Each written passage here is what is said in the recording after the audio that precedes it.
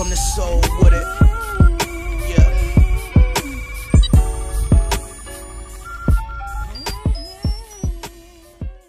I never got the chance to talk about this Dwight Howard topic on this channel, and I know Dwight Howard did an interview a few months back where he confronted Kerry Champion, and I think he was talking about what went wrong in LA. I'm gonna be honest, I ain't watched that garbage interview, and I didn't even care to waste my time.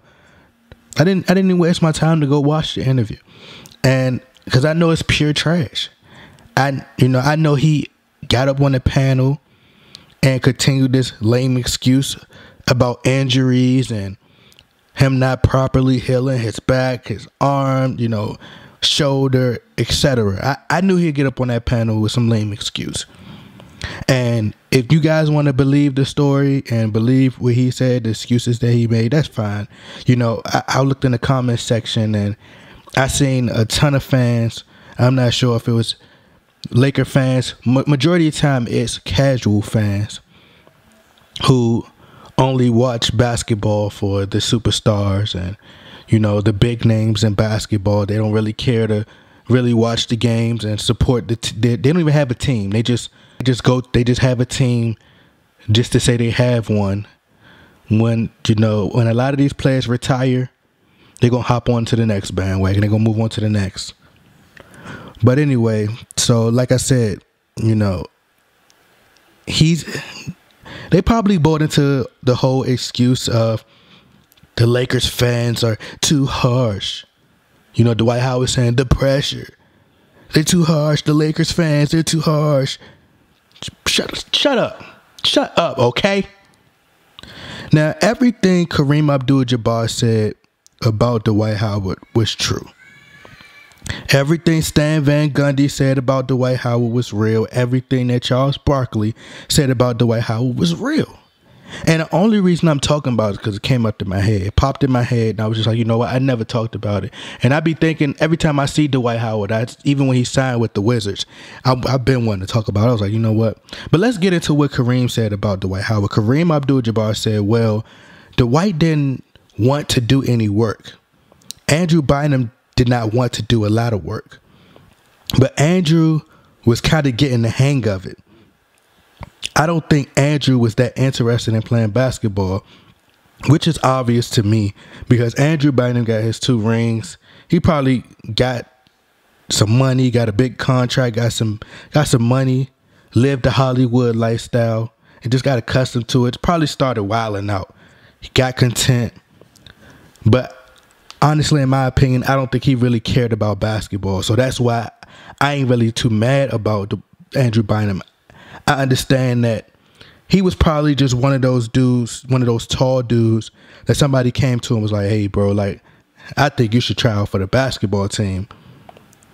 I don't think it's something where he envisioned himself being a basketball star. I think that Dwight Howard wanted to play basketball, but I don't think he envisioned him being a Wilt Chamberlain type of level, or he didn't think that he had to put in the work. He felt that he could probably just get by with his, what he was blessed with already. The rebounding, being able to jump. His athleticism pretty much is what I'm trying to say. But as far as Andrew Bynum, I can't really be too mad at Andrew Bynum, and I'm not as disappointed in him. I just think that, because if you look at Andrew Bynum, he looked like one of those basketball players who he just seemed like one of those people that's just a nerd that probably was in computer class and wore big clothes, just try to act cool, do all these dances, probably did the worm, and also try to act tough at the same time. So I know exactly what kind of guy Andrew Bynum was, but that's cool. Dwight Howard, on the other hand, was just a whole nother level of disappointment. But this is what else Kareem said about Dwight. He said, Dwight Howard, I'm not going to say nothing about him because I really don't understand what his thing was. In other words, Dwight Howard had more potential than Bynum and could have been great, but he doesn't take the game as serious. He didn't take the game serious, and he did not want to put in the work to be great. Now, back then, he couldn't take that hot fire. He couldn't take it. Dwight was sensitive. People are prisoners of the moment. When you on your high horse and you feel like you're above the people, you feel like you don't have to respond to a lot of stuff, which he didn't. He didn't respond to a lot of stuff during that time. Now that his career is heading towards the end, you start to see him come out, do interviews, and speak about stuff that happened in the past, because now he's starting to analyze his career and look at things and starting to regret a lot of things. And, so he probably felt he didn't respond that time. He got a big contract. And the only reason I think he went on Sports Nation with Curry Champion and be going on a jump now is because deep down he wished everything could have worked out, whether it was LA or whether it was the Houston Rockets. See, he's looking back at his life like, man, I wish I could have won a championship. I wish things could have worked out. He may act like, oh man, me and Kobe ain't have he probably wish he could have worked things out with Kobe as well. He probably wish he could have. He probably regret not putting in that work to be man, I had Kareem Abdul-Jabbar. I could have worked out. He claimed he cried when he met Kareem Abdul-Jabbar. That's what he says, or that's what I'm hearing. Whatever. I seen an article about it. So if you idolize these people, Shaq, all these guys, you telling me if these are people you looked up to growing up, and then now I think he started to get big headed. He probably looked back and like, man, like I should have, listened to Kareem or listened to Kobe, this person. I could have been a Laker great. I could have been one of the biggest, known as one of the next greatest big men. And if you notice in a statement, I believe it was some interview, Kobe Bryant stated that he was talking about Dwight Howard. And I believe this was after the situation where Dwight Howard had elbowed Kobe after he got a rebound. This was a Houston game versus Kobe. I remember this game too. But Kobe was like, Dwight Howard, I could teach you how to win.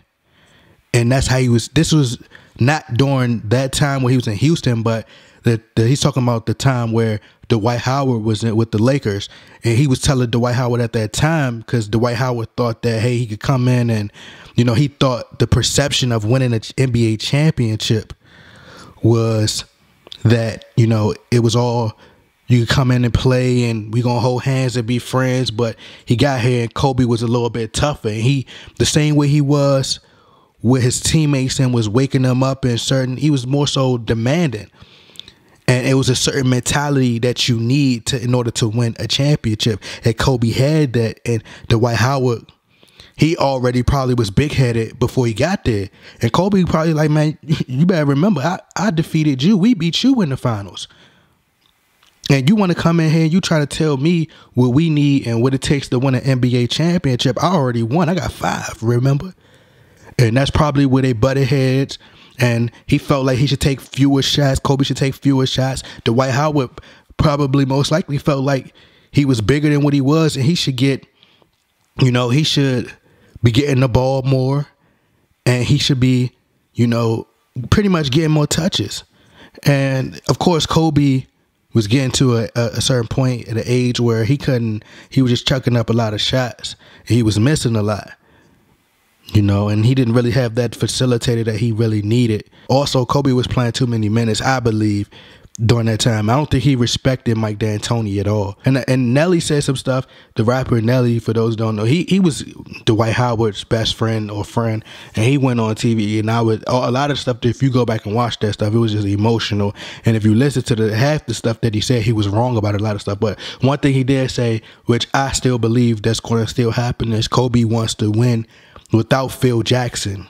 I think that's a goal, because I think they was going to try to bring Phil Jackson back, but I don't think Kobe probably didn't want Phil Jackson to come back, and that's not an issue. That'd be a challenge for me to win one without Phil Jackson, because he's trying to compete with MJ. He knows that MJ won 6, but that's a whole nother story that's another topic for another day.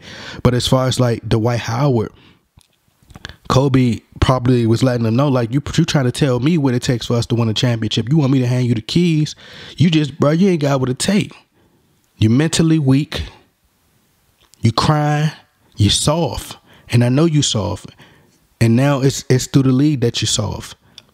And It was some coaches out there they probably could have went to instead of Mike D'Antoni. Mike D'Antoni, his offense is a fast-paced offense. And if you're not Golden State or you're not the Phoenix Suns, I'm pretty sure that's why they brought Steve Nash in, because he was familiar with how the Suns play basketball, which is kind of similar to how Golden State, they run a lot of sets. Golden State, well, Steve Kerr kind of run similar sets to the Phoenix Suns, similar plays. And for those who don't know, I believe that Steve Kerr, he used to work with Mike D'Antoni. I think he was either a general manager. Kareem didn't start with the Lakers, but he's gonna go down as one of the Lakers' greatest big men of all time. And neither did Shaq. Shaq started in Orlando just like Dwight Howard. So I think deep down, he's just in the point of his career. He looking back on his life and like, man, I wish I could have did this. He's probably looking at, he wanted to go to State, so he probably looking at JaVale McGee. He got 2 NBA championships. He got 2 rings. Nick Young got 2 rings. And like Skip Bayless and these media members were saying a lot of things, but they called it hating. Y'all see what I be saying? People always quick to say someone is hating. But when you look back, that person was probably just too sensitive. So you gotta have thick skin, and typically the people who are very sensitive are the ones who know something is true, but they can't take it. And normally sensitive people, they like to sit around and make jokes and, demonize other people and try to belittle them, but they can't take it when someone else says something bad about them, or if they critique them, they get real defensive and hurt. And like I said, you could tell he idolized Shaq. He probably thought he would follow the Shaq route, come to LA, probably do Kazam 2, be in movies, and he just wanted to have a good time. And Kobe probably was like, nah, bro, it ain't going down like that. And that's what separated Kobe from everyone else. Not just his work ethic, but his leadership. I was just watching the Kobe interview, and he was talking about just because you passing the ball don't make you a leader. Just because you passing the ball and getting others involved don't make you a good leader. I remember he was saying that in the interview he would hang out with his teammates the night before a game, and they would hang out and party. He let them hang out and party all night. He was like, he agreed to hang out with them. So then, they get drunk, and then Kobe would bang on their door 4 a.m. in the morning. Boom, boom, boom. And be like, come on, I done hung out with y'all. Now you got to hang out with me. And they be in the gym 4 or 5 a.m. in the morning working out. And Kobe, I'm not going to say he did this with Dwight Howard per se, but that was the type of environment. And Kobe demanded greatness and demanded that you work hard for it. You got to earn it. You want the keys, you got to earn it. And I think that's where him and Dwight Howard didn't see eye to eye. And Dwight Howard was clearly the problem. He was clearly the problem, because you go team to team and everybody's saying the same thing. Oh, you the problem. Because Kobe retired with the Lakers. James Harden is still with the Rockets. Everybody is like still on their teams. You're the only one that's moving around. So clearly you the problem, And Kobe was just so intense at certain things that Dwight Howard thought he was probably being mean. But he probably looked back like, man, I took it too personal. I do play too much. Now, that's how you're looking at it now. Back then, he probably was just in the moment. And, Kobe couldn't really say what he wanted to say at that time because he has to be politically correct. And society teach us to hate people who, really speak their mind, who speak the truth. So, Dwight didn't have to, Dwight didn't have a go-to move. And he still doesn't. Doesn't have the footwork. Wasn't working on his free throws. He already can't shoot. So now it's so many things you could take away from him that can make him ineffective. Dwight has been to 4 teams since he left LA. His numbers starting to decrease. They started to decrease after he left Orlando. And yes, we could expect, Lakers fans expect greatness. That's how it's supposed to be. Lakers had Wilt, Kareem, Shaq. So this is what we're going to expect from Dwight Howard. You carried your team to the finals. This is what we're looking for. You defeated the Cavs and LeBron James, who was one of the best players in the NBA at the time. had won MVP, had the #1 seed in the East. Dwight Howard, you carry your team past. You know, you might have lost, but you still carried your team to the finals. You know, you played 76 games, and like Kobe said, it's not about narratives. You know, it's not about smoke and mirrors. A great quote that I've seen is, you know, people had to start looking into things instead of just looking at them. You know, Dwight Howard, 8 All-Star appearances, 5 All-NBA teams, made 5 times All-NBA teams, 3-time NBA Defensive Player of the Year, 4-time NBA All-Defensive First Team, 2 blocks, you know, 2-time NBA blocks leader. Dwight had some great accomplishments, but I think he got content. And the fans knew he wasn't giving 100%. They knew it. Like the fans know. Lakers fans are smart. We're not the typical emotional fans. Trust me. And that's what the issue was. We weren't the typical emotional fans that you could use smoke and mirrors and it's going, you know, we just going to settle for anything. No, that's not us. You know, you claimed you were so injured and everything, so why not just come back the next season and start fresh? If you and Kobe, now he said that him and Kobe never had no personal issues and nothing was wrong. This is what he say. But if you and Kobe never had personal issues and it was nothing wrong with you and Kobe, then why didn't you come back the following year? You went to Houston. You said when you did the interview about being in Houston. Now, I want to read to y'all what he said.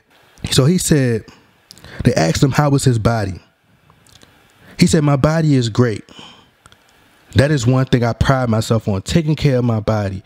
People have talked about he's getting older. His body is breaking down. I do a good job of taking care of my body. The last couple of years, my body felt great. In Houston, my body felt great. I had a couple times after getting fouled where it kind of messed up certain things. But on the other hand, other than that, I felt great. Now, if you take care of your body and your body was great in Houston, now why wouldn't you stay with the Lakers and your body would have had a chance to heal after that first year in LA and everything happened? So, and if you don't have no problem with Kobe, then there shouldn't have been no problem with you coming back. So somebody's lying. So Dwight Howard had went on the jump. So he was talking about the moment where Stan Van Gundy did a little interview, and this is when he kind of, I'm putting this in quotes, air quotes, that he threw Dwight Howard under the bus. And you guys know what the interview I'm talking about. So he says, so I got out there, put my arm around Stan. He says a little line, I say something. And he just jets out of there, Howard said Thursday. So the first question is like, Dwight, they said you wanted to get Stan fired. I was like, oh my God, Howard recalled. That was literally the worst day of my life. We had a game that night, and that was the worst game I ever played. Like, I couldn't hit the basket for nothing. I'm like, and this is what I'm thinking. I'm like, bro, you couldn't hit the basket anyway for nothing. I don't know what was going on that night, but it was the worst ever. You know, Dwight Howard is a liar, straight up. He's the type to make others look bad and change the narrative to make himself seem perfect. And that's just in my opinion, you know. Do I think Dwight Howard was trying to get Stan Van Gundy fired? Yes, absolutely.